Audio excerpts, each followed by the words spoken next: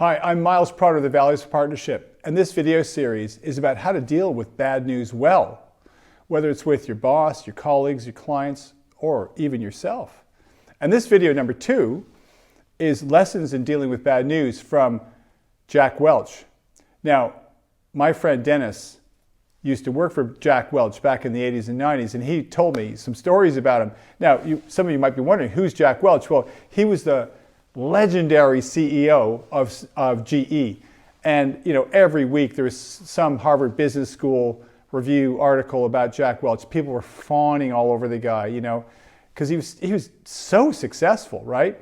And he was this, legendary tough guy, right, who would get rid of the bottom 10% of performers of his company every year.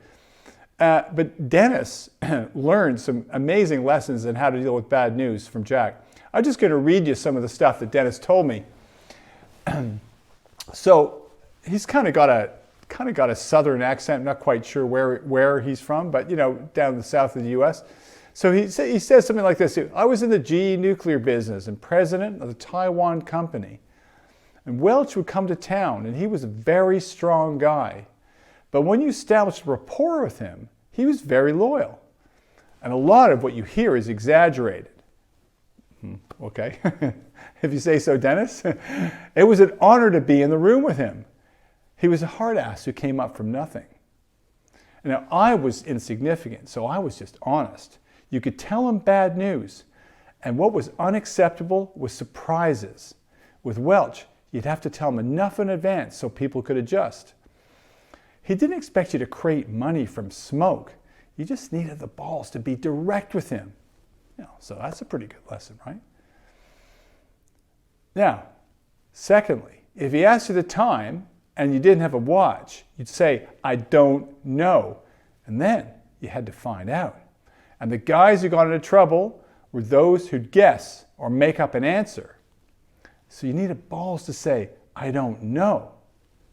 Like, how many of us do that, right? I remember on one Asia tour, he visited 6 country heads. 2 guys got fired, 2 got promoted, and 2 got scared. And I've been in meetings with him where a guy would be 15 minutes into a 45-minute presentation, and Welch would say, "You're fired. That was too much bullshit." And he'd always expect you to come up with a plan to save money, to get rid of people, cut costs, do something. Now, so Dennis is talking about a very old school culture, right? That's the way it looks to us here in the 21st century. But I think there's some really valuable lessons we can take away from Jack Welch, the legendary Jack Welch of GE. And that's, if you've got bad news, right? If you've got to deal with bad news, you've got to do 3 things, okay? Number 1, you got to have no surprises, right? Number 2, no bullshit. And number 3, have a plan. So I hope that's been helpful.